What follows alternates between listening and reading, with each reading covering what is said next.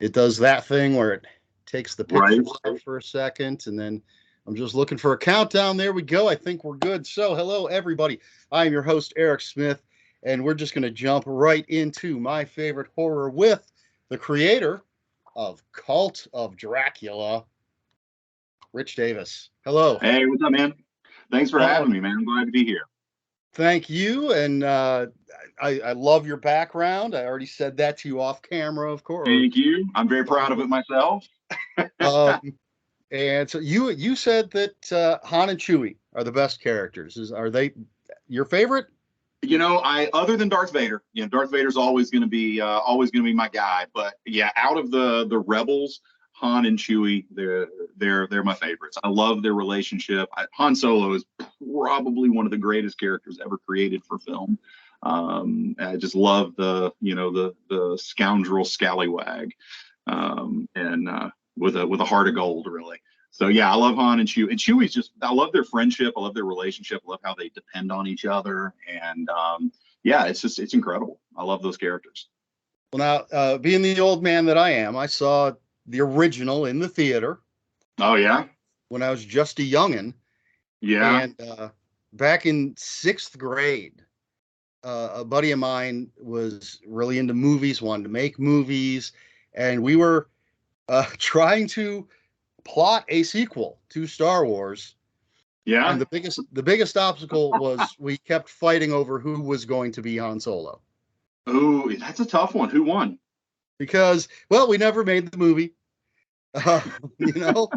Things fall apart, but everybody wanted to be Han Solo. Everybody wants to be Han Solo. I mean, I want to be Han Solo right now. Yes. I mentioned to you just moments ago, my favorite character currently is Dr. Aphra. Mm-hmm. Absolutely love that character. Love the comics. I have the script, I guess. It's not really a novelization. They did an audiobook. Mm-hmm. Yeah. And there's a hardback of the script. Yeah.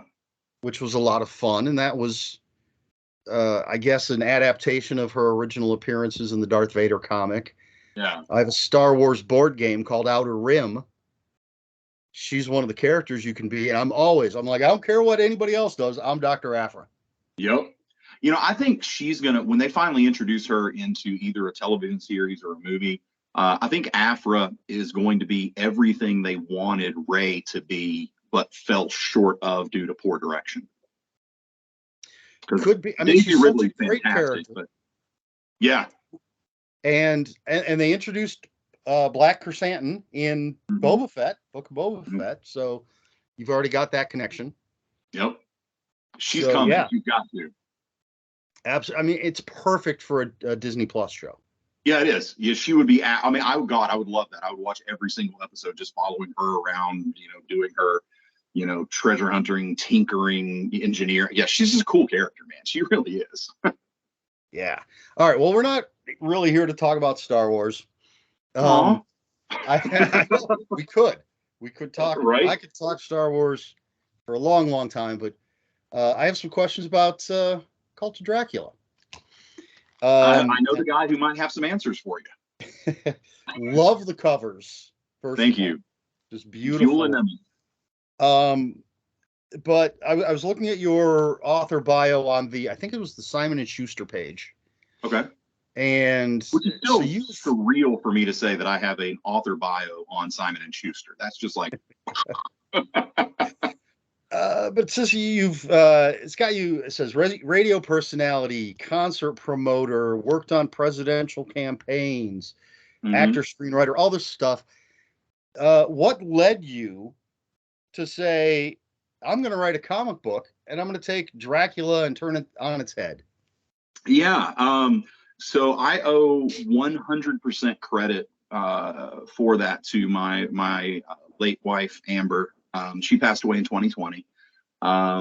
But so I originally wrote Cult of Dracula as a stage play, and it was performed in Wilmington, North Carolina in 2012, nominated for several North Carolina Theater Awards. It won several as well. It was very well received. And so my original intention was to adapt it into a 90-minute independent horror screenplay, because horror, you can make a horror movie fairly cheaply, fairly easily, and be very successful with it. So that was my intention. And about that time, this is around 2015, Amber was diagnosed with chronic kidney disease, IgA nephropathy, and she was going to need a transplant. So I completely gave up. I was like, I said, I can't focus my attention on making a movie right now. My wife needs me. And so I deleted, so that I wouldn't be tempted. I deleted everything. I mean, I wiped it out. And Amber got so pissed off at me. I mean, she has never been angrier at me in my life. And she yelled, I didn't get a word in edgewise. I mean, she was just ripping me up and down the walls, and she was like, you can't give up on this, everything. And so she said, fine, I understand we can't make a movie right now because we can't get $10-20 million. You don't have time and resources to go out and do that. But why don't you make a comic book? You don't have to have $20 million to make a comic. And I was like, comic script and a screenplay are very similar. So I said, yeah, let's do that. And luckily, Amber had an old PDF copy of the final script that I'd sent to her, the screenplay. And so she sent that back to me, and she made me go down into my office and start adapting it into a comic script. It was a wild and crazy ride, because this all happened right before COVID, and then COVID flipped the world upside down. And I ultimately ended up shopping the book to a new company called Second Sight Studios. And I was their Cult of Dracula was their first book. And it sold so many copies that they couldn't afford to print issue 2. No fault of their own. They were great people. They just didn't have the infrastructure. They didn't have the distribution set up. And they were, very self-aware. And they told me, it's like, we've taken this as far as we can go. But they helped me shop it around to other publishers. I mean, nobody in the world expected my first book from somebody nobody's ever heard of to come out and sell 15,000 copies through a company with no distribution that nobody knew who they were. But we did. That was the story of Cult of Dracula. We hit 15,000 units sold, and we were able to take it over to Source Point Press, which turned out to be the absolute best thing that could have happened to me in my career. Source Point has been fantastic to work with. Everything they've promised me, they've delivered. They provide me with a lot of support. They're wonderful people to work with. I cannot speak highly enough of Source Point Press.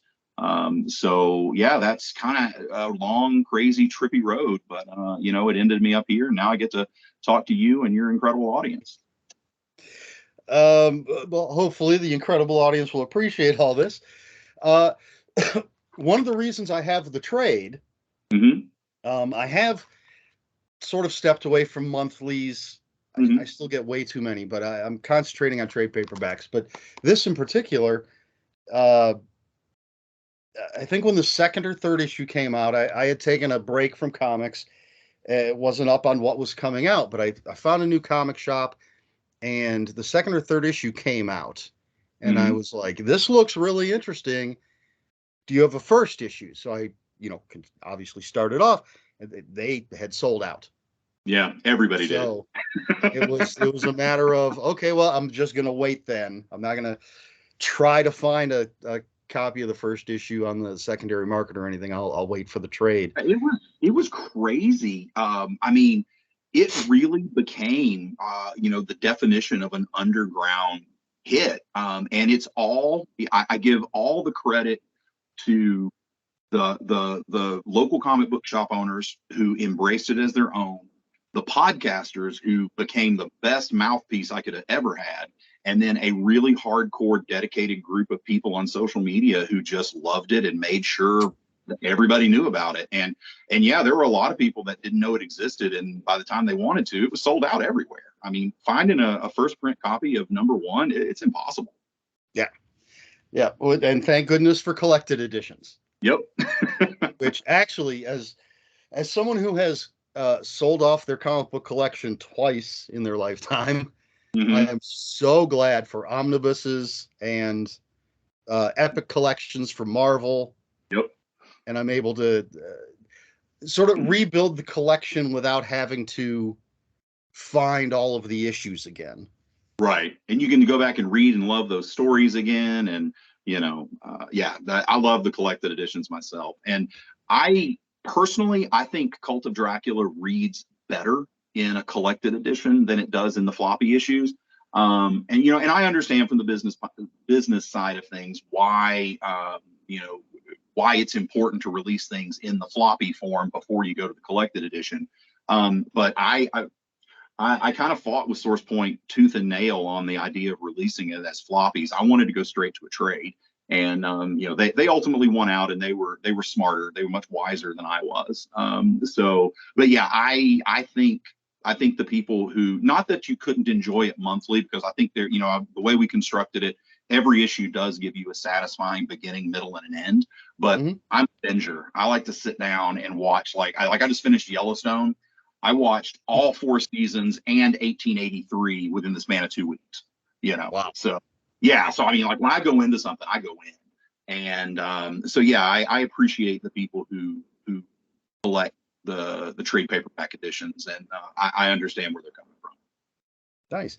Well, you mentioned how writing a comic book script is similar to writing a screenplay, and so now, as far as my knowledge goes for comic book writing, I believe like Stan Lee had the Stan Lee method was just give a very general idea to the artist and then filling in later.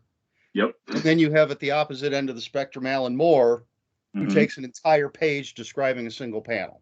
So where do you fall in that spectrum? While I am not as accomplished as either of those legends in the industry, I fall closer to Alan Moore than I do to Stan Lee. I model a lot of the way I write a screenplay after Kelly Sue DeConnick, actually. Before, when I was learning how to write a comic script, I read a lot of comic scripts, because that's how you learn. You see what the pros are doing. And, so I really responded to the way Kelly writes a book. It resonated with me. And so I kind of adapted that and made my own tweaks, because the one thing I learned really quickly is there's no right or wrong way to write a comic script. There's just whatever works for you and your artist. So Puis and I, Puis Calzada is my artist. We work very, very well together. And I write my scripts very much like a screenplay. It's, opening, establishing thing, page 1, 5 panels, exterior, country church, night. And then I go down 5 panels. So, panel 1.1, 1.2, 1.3, 1.4, 1.5. And then I describe in detail what I'm seeing in those panels. So the way I look at it, just like when I'm writing a screenplay, I'm writing it for the director of photography. I'm describing these pictures so that he can assemble them in front of the camera. So when I'm working with an artist, I do it the same way. I'm writing for pictures so that my artist can then translate these crazy words into gorgeous pictures. So I give Puis a lot of detail, but he and I have a good working relationship to where he knows if I'm telling him to do something that just doesn't make sense or doesn't work, and I don't interfere with his layouts at all, because I'm trash with laying a page out. If it were up to me, I would be Alan Moore and just have, beginning to end 5 rectangular panels stacked on top of each other, because I'm just garbage with layouts. So, but Puis knows, and we trust each other enough that if he needs to make a change or, wants to do something slightly different, it's no problem. We work very well together. So I think that having a rapport with your artist is probably the most important thing that's allowed me to write these scripts the way that I do. All right. And did you have a lot of input on the covers? I did. Yeah, the covers were actually exclusively me, with the exception of a few retailers. So beautiful. Yeah.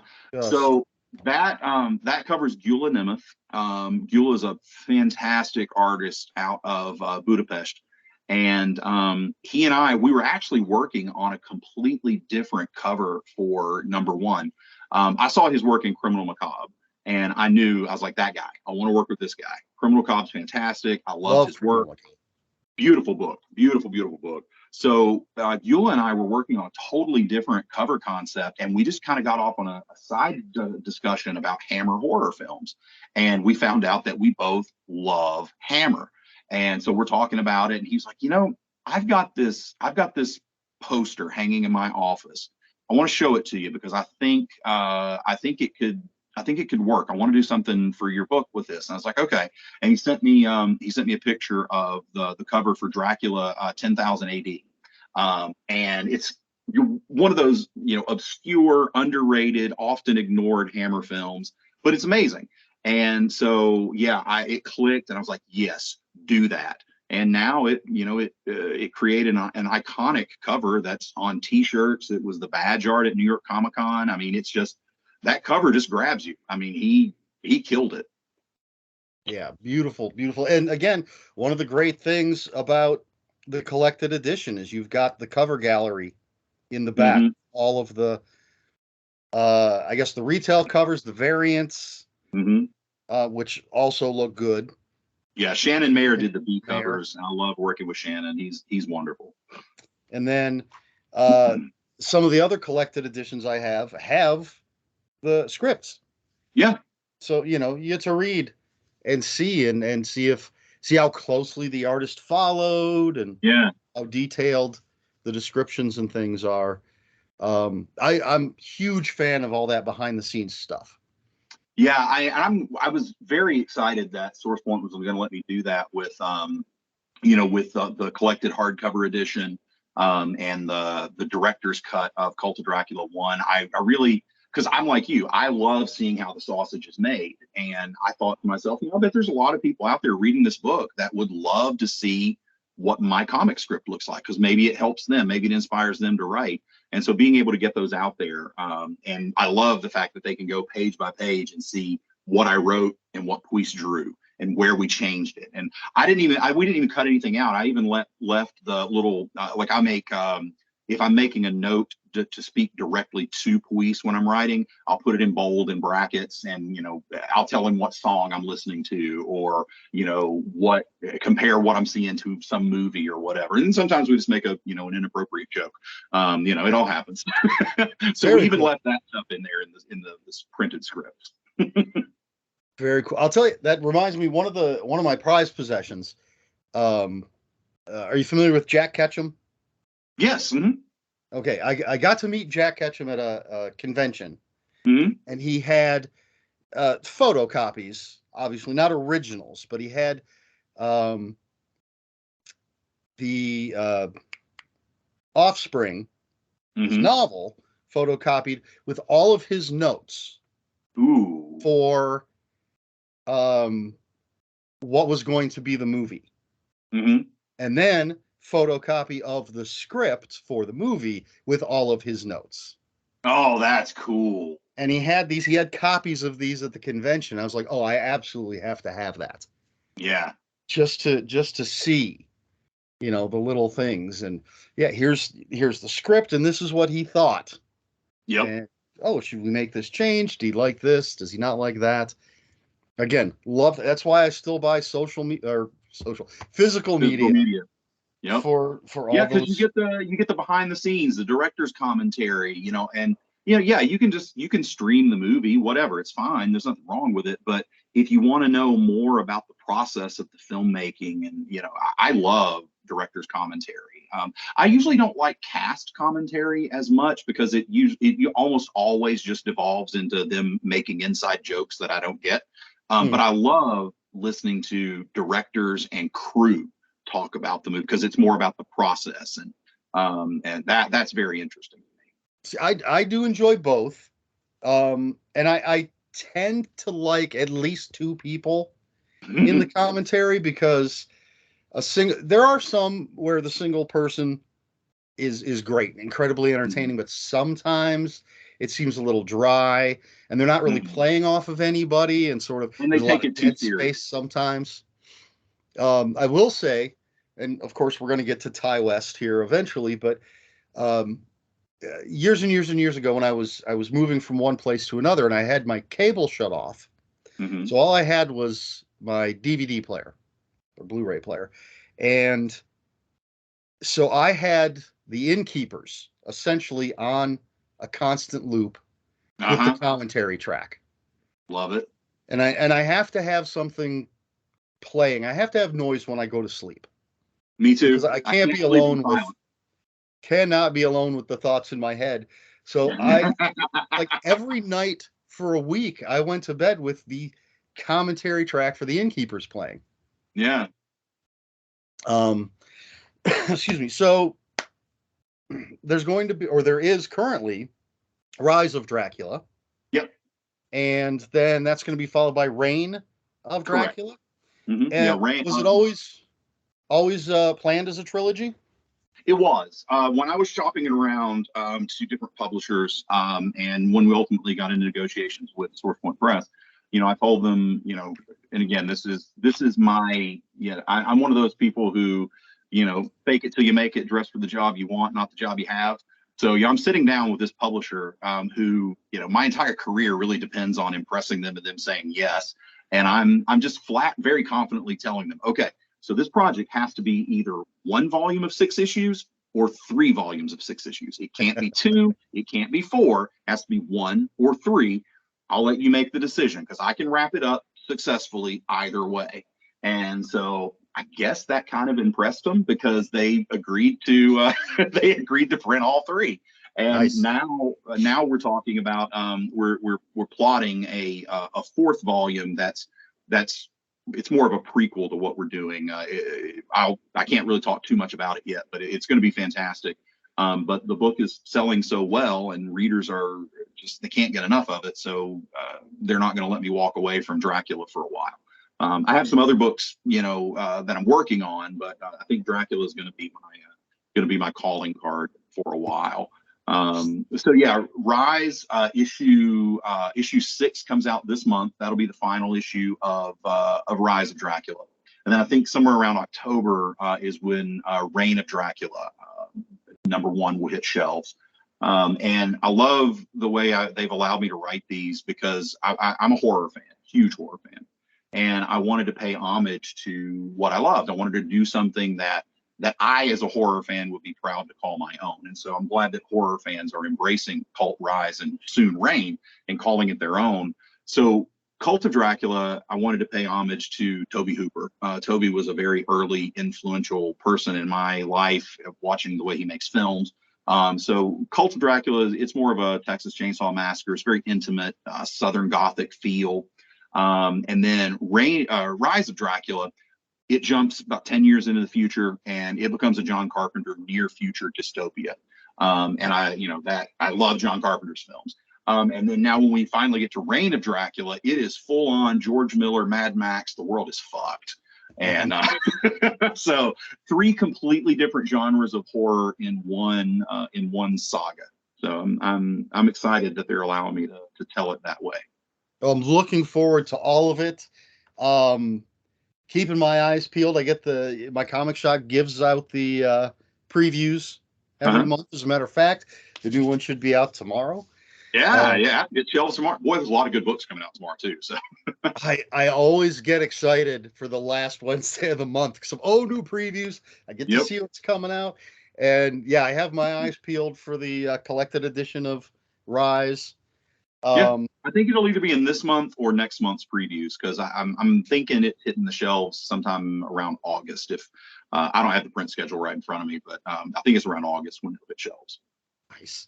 I have a list on my phone. The comic shop I go to sends out an email of their invoice every week, and so I can go through it and I make a list on my phone of all the books on that invoice that I ordered. So I know what I'm picking up, and I know what it's going to cost me, and it's a big-ish week. Yeah, this week. There's so much hitting the shelves this week, man. There's good stuff. I'm not actually. It's not a lot of stuff for me, but it's the Lock and Key. Love Lock and Key hardback. The golden something. I forget what it is. I have a box set of the original books. And then this is I think it might even have the Sandman crossover in this. I think you're right. I think it does. Yeah. But that's like $30 right there. and I've got, I think, a couple other trade paperbacks coming out. So even on the weeks where I only get a few things, it's unfortunately a larger bill. Yeah, you're gonna spend some money this month. And I've got 4 omnibuses, 4 omnibuses on order right now, which is, that's a huge chunk of change. Yeah, 75 to 150 bucks a pop, man. Yeah, But what you're getting. Well, The Question. Yep. Volume 1, one of my favorite comic books of all time. Dennis O'Neill's The Question. And again, I've gotten rid of my collections in the past, and so I did not have any of that stuff anymore. You got to so rebuild. Excited to see that was coming out. Gotham Central. Love Greg Rucka. Love, I think it's Matt Fraction. Yeah, I think Fraction on that. Yeah, he did, didn't he? Greg Rucka. And that's the complete run. And then Moon Knight Volume 2. Brilliant. And another Moon Knight that is some of the series, some of the runs between the original run and I think Brian Michael Bendis's run. Okay. A bunch of that's going to be collected into one. That's cool. And I'm a huge Moon Knight fan. I enjoy Moon Knight. I love Warren Ellis and Declan Shavley's version of Moon. That's probably my favorite Moon Knight.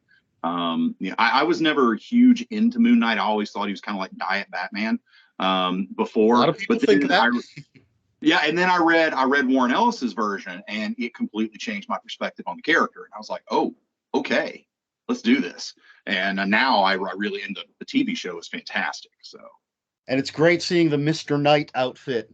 Yeah, I think Mr. Knight might be my favorite version of Moon Knight, and I really like that story, but I'm old school. I grew up with it, and I loved the idea of the 3 personalities, and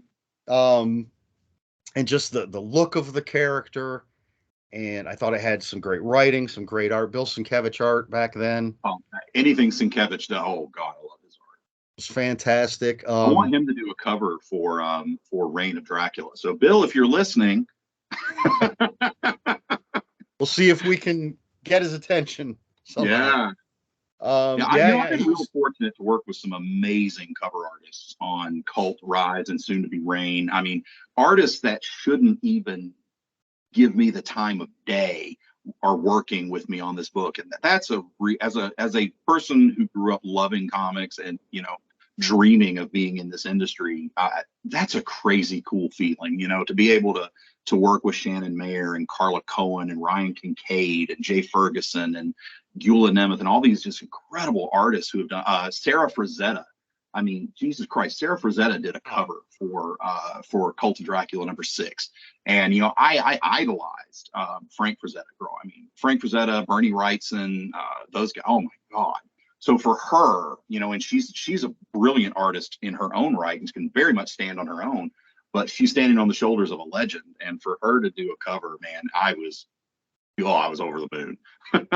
Back in junior high school, I had one wall of my bedroom was covered in Frank Frazetta prints. I got a big poster book about coffee table size maybe, and just tore all the pages out, stuck them up on the wall. Absolutely loved his work. Brilliant artist. Maybe one of the best fantasy artists ever. I don't know. I can't think of anyone who really comes close. Maybe Sana Takeda, but completely different style with Monstrous, but that same level of depth and detail and just, I don't know, Frazetta's work just looks alive. It looks like they could just come off that canvas at any moment. Yeah, those Conan covers. Oh, that's what got me. I was reading Conan, and who's this artist? I've got to know. Yep, those Savage Sword of Conan and King Conan. Those books are great. I read the hell out of those. Some of them I had to sneak and get them out of my dad's closet to read, but because they were not appropriate for children. I didn't care. Well, that's, again, I mentioned Epic Collections, and thank goodness they started doing the original Marvel run. Yep. and I just got the 4th or 5th volume, Mm-hmm. and it's all stuff I used to have. Yep. And now I you can got have a it more again. condensed version. But so are there any current comics that you're reading? Oh yeah, absolutely. I love Good Boy from Source Point Press. Winchester Mystery House also is a great book from Source Point. Not to be the home team cheerleader, but Source Point really is putting out some fantastic books right now. The Fuhrer and the Tramp from my friend Sean McCardle is incredible. Yeah, there's some really good work. Dirk Manning's always got some cool books with Tales of Mystery. Love those. Saga, of course, is always one that stays at the top of my list. Pretty Deadly, that was another one I've enjoyed. Unnatural from Image Comics was fantastic. Dark Red from Aftershock, I love. I'm a sucker for anything with vampires. American Vampire is one of my all-time favorites. Skinner Sweet is a brilliant vampire character, so well constructed. Anything Joe Hill writes, I'm gonna be down for. Scott Snyder is the same way. I'll read anything Scott writes. Teenie Howard's Catwoman. I'm not big into superheroes right now. I've been kind of away from superheroes for a while, but I love Teenie's work. And I think she's killing it with Catwoman. I loved her work on the X-Men. I will be reading my friend Georges Genti's Mandalorian comic when it comes out. So yeah, there's a lot of great comics, and I honestly think we are in a golden age of genre comics right now. Whatever you're into, there's a million opportunities for you to pursue it out there. So I was out of comics for a while, so I can't say definitively, but it seems to me that it is a horror comics renaissance right now. Mm-hmm. Yeah. DC has just their straight up horror line, mm-hmm. and the Joe Hill House line. Mm-hmm. And I guess it's horror. Stillwater, Chip Zdarsky's Stillwater, from Image. I think you can consider it horror. Yeah, it kind of straddles genres. Yeah. Yeah, it's hard to define. Yeah, but it's good. It's really good. Yeah, I love that book. And I'll tell you, one of the publishers that I really, really love right now is AWA, Upshot. Mm-hmm. Yep. Their book Resistance, best superhero introduction story ever. I just got the trade paperback for that. Mm-hmm. I discovered them through Bad Mother. Mm-hmm. Okay. When I saw Krista Faust had that comic, I was like, all right, it's Krista Faust. I'm picking that up. Yep. And then I started paying attention to what else they were doing. And Victor Gischler's Man's World. Huge fan of Victor Gischler. And then Krista Faust had the sci-fi Western one that I can't think of the title of right now. Yeah. And then I'm a huge fan of J. Michael Straczynski. Straczynski's brilliant. So I'm getting Telepaths. And some of their older stuff, the stuff that came out before I was aware of them, I'm picking up the trades. Mm-hmm. And speaking of Straczynski, I just started a rewatch of Babylon 5. Yep. Peter Jurasik was one of my professors in college. Oh wow. Yeah. Yeah, which is awesome. Well, it's this sort of this chain of events. There's a publisher, book publisher, Aconite Books or Press. I don't know what it is. And they put out original Marvel Comics novels. Mm-hmm. And there's a Squirrel Girl novel coming out, which I'm very excited. Oh, that's awesome. But Squirrel they've Girl also is great. She's fantastic. They also do novels based on board games. Okay. And a few on video games. So they've continued the Arkham Horror book line that Fantasy Flight was originally doing. But they've got Zombicide, Pandemic, Legends of the Five Rings, Assassin's Creed, a bunch of stuff. But one of them is Terraforming Mars. Mm-hmm. Hugely popular board game. And I read the book. I thought it was fantastic. And the author, Jane Killick, wrote 5 episode guides for Babylon 5. Mm-hmm.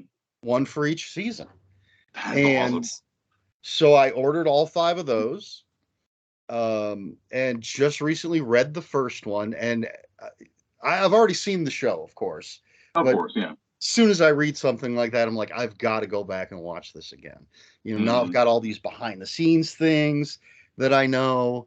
And I was shocked. I did not know it was on HBO Max. Yep. But somebody pointed that out, and I was like, all right, you'll see me in about 2 weeks. Because I'm going to go home and just watch that. Is it 6 seasons? 5 seasons, 5. and then there's the 3 or 4 movies, made for TV movies, and then the spin-off Crusade. Yep. Which that went, got it. That was 1 season though, right? Yeah. Yeah, it didn't do much. So yes, I mean 6 seasons and some movies if you count Crusade. Yeah. Yeah. And I loved it. I started watching the show when I found out Harlan Ellison was a consultant on it. Mm-hmm. I was like, oh, well, I like Harlan Ellison. Let's see what this show is. Yeah. And just the writing so amazing that some throwaway line from season 1 comes back the major driving force of season 3. Yep. Something like that. Just fantastic. And apparently, I don't know if he still holds the record, but Straczynski had the record for most hour-long episodes in a row written by a single person. Wow, that's pretty neat. Because he wrote, I want to say it's season 2. Like, he wrote the entirety of season 2 himself, possibly all of season 3 and some of season. I mean, I know there's some other, like Neil Gaiman has an episode somewhere in there. Yep. And I think maybe Peter David. Yeah, Peter David wrote an episode. And I know the first season's of different writers, but yeah, so he wrote well over 22 episodes himself in a row. That's brilliant. And it shows the consistency. Yeah, it does. Yeah, and that's important, I think, when you're pulling especially a television series. You're gonna pull it over multiple seasons, and especially one that's so complex as Babylon 5. I mean, there's so much going on. There's so much subtext, and there's things happening in the periphery that, so to be able to layer it like that, you having one consistent writer or one consistent team of writers, I think it really benefits the overall quality of the work. Absolutely. So yeah, I'll read whatever that guy's going to write. Yep. Yeah. If Straczynski writes it, I'm going to at least give it a chance. I've read short story collections, 1 or 2 of his novels. And then just a couple of years ago, his Being Superman, which possibly the craziest biography I ever read. Holy moly. That was insane. All right. Anything else you want to chat about before we get to the main event? I'm excited, man. I'm enjoying the conversation, and let's talk about some Ty West, man. He's one of out of my modern horror directors, he's probably my favorite one. I got to meet him years ago when he was when House of the Devil was on the festival circuit. He was at the Cucaloris Film Festival in Wilmington, North Carolina, which is where I lived at the time. And he screened House of the Devil, and it was amazing. I mean, I loved it. And so, and afterward, he hung out and just talked. And then we actually ended up going out. Wilmington is famous for its bar scene. So we actually went out and had some drinks, and got to talk to him. It was really cool. Oh, did we?